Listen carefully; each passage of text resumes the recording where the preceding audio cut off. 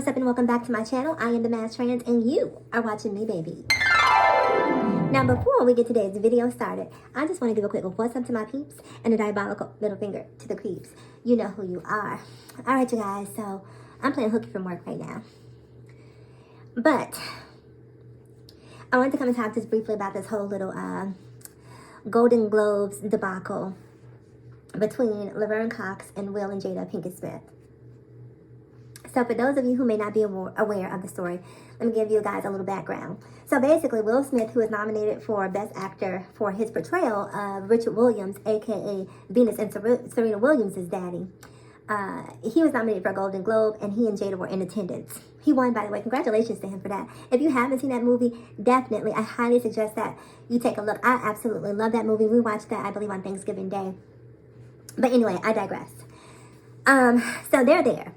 And Laverne Cox is hosting the red carpet, I believe, for E! So the Smiths show up. You know, she has a little exchange with them. And as the exchange is closing out, she says something to the effect of, no more entanglements. Now, for those of you who are avid watchers of Red Table Talk, or those of you who stay up in Will and Jada's business, y'all know exactly the history of her entanglement with August Alsina. Let me get this centered. Okay. And so, because Laverne threw what seemed, by most accounts, to be a little bit of a dig at Jada Pinkett and Will Smith, by all accounts, people feel a way about this. And so, I wanted to touch on it just a little bit because I'm of two minds on this particular subject, right? If I just take a look at it just sort of on a baseline level and not necessarily put it in context, you know, I think that Jada was Laverne, you tried it. You tried it. Like, out of all the things you could have said, congratulations, good luck, love the movie, you know, how's Willow, you know, Jaden's really growing up. If you haven't seen that recent picture of him with his shirt off, you know, out of all the things that you could have said while she's with her boo girl, you're going to talk about an entanglement.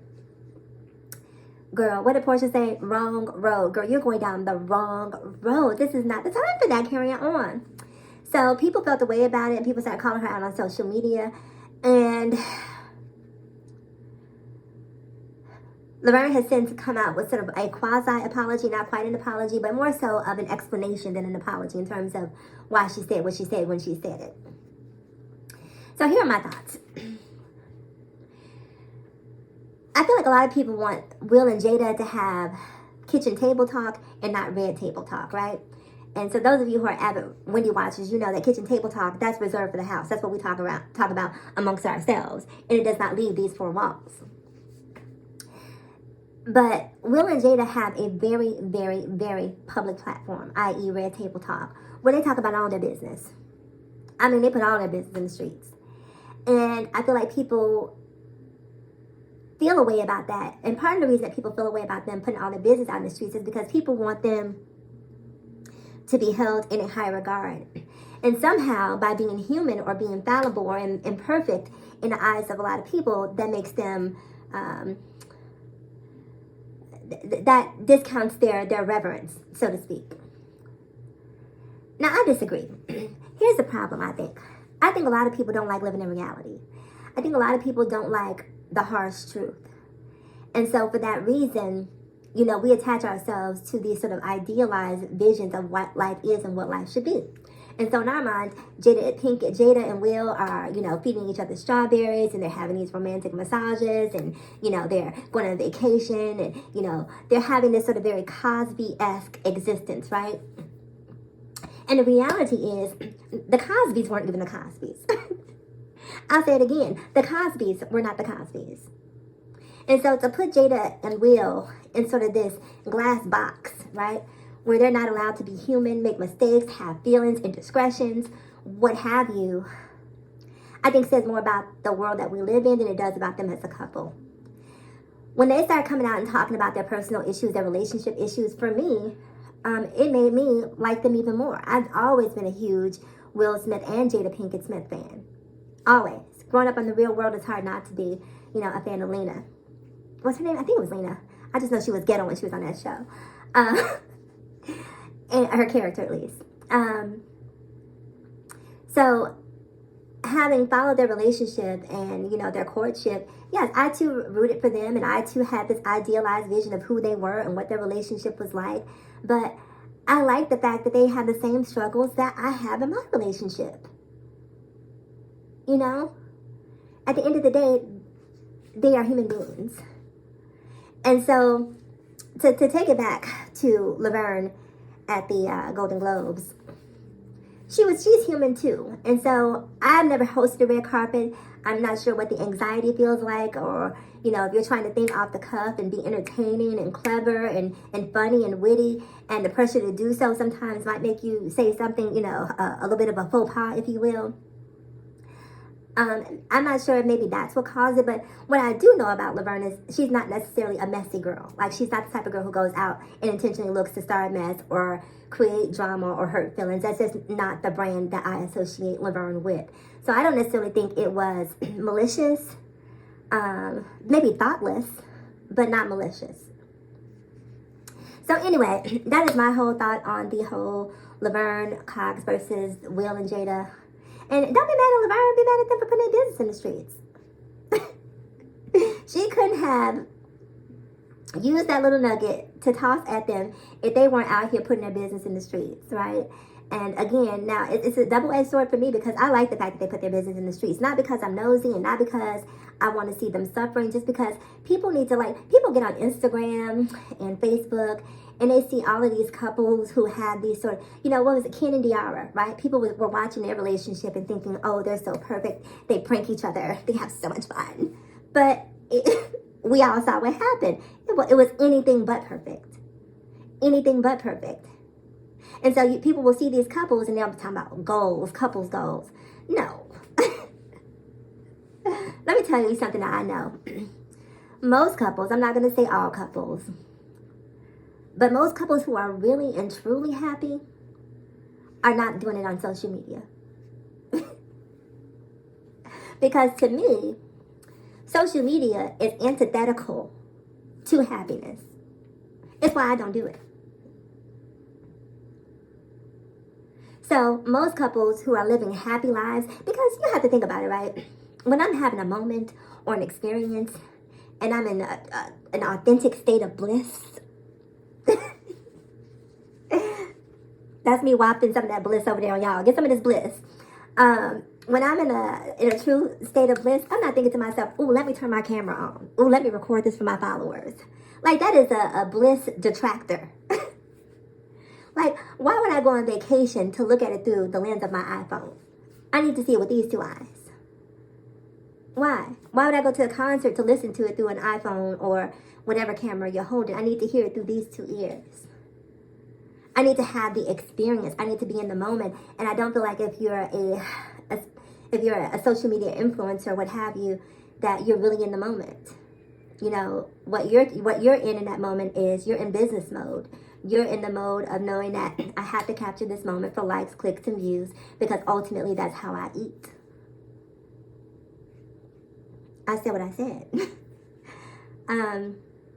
But anyway, don't live your life. Don't base your happiness, whether it's relationship, work, the way your body looks. Don't base it off of people online. What you have to do is figure out exactly who you are, what you want, where you're going, how you're going to get there, and stop trying to, live your life through sort of these goals that you see from other people or other couples. Because in most instances, they're just like Will and Jada. They are fallible human beings, struggling day to day, having fights, falling out, breaking up, making up, breaking promises, having trust issues. That's just the reality of what couples go through. And what makes you a strong couple, what makes you a goal-oriented couple, is when you go through that and you work through it and become stronger. That's what makes you a goal. And see, to me, everything that Will and Jada have been through, this is why they should be quote-unquote goals. Because when have we seen a black man who it's publicly known that his wife has had an entanglement, to use Jada's words, seeing him come back and be committed to that relationship? When have we seen that example? We see women being made a fool of it on a daily basis. And I'm not accusing Jada of making a fool out of Will. What I'm saying is, for most people, for most men, black men, especially who are, hold on y'all, who are ruled by hubris and hyper and toxic masculinity. And you know, your woman cheating on you is one thing, but to have the whole entire world know, or stepping out, or having some sort of agreement, I don't know what their situation is. I shouldn't say cheating, because I think that they had an understanding or an agreement or a conscious uncoupling, or, girl, y'all know what they give in Hollywood. I'm not sure what they had, but at the end of the day, it's not my business. But the point that I'm making is that we don't see black men, like these men out here will go out and have babies on the women that they're with. And in a lot of instances, the women will stay and either be a mother or stepmother to children that the man created during a discretion.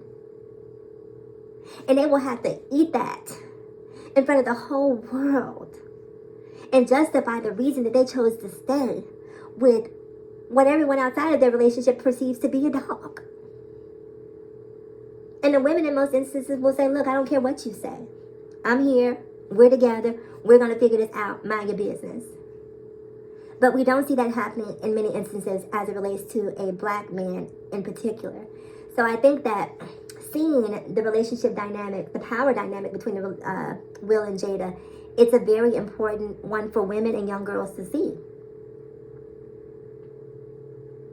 Live life on your own terms and conditions. Do you, boo. So I, again, think that the fact that they've gone through so much publicly makes them, in my mind, a much stronger couple, and a couple that more people should aspire to be like. Because, again, going through something is one thing, but getting through it is a whole other. Because cheating doesn't necessarily have to be a deal breaker in a relationship. You know, you have to decide whether or not it is.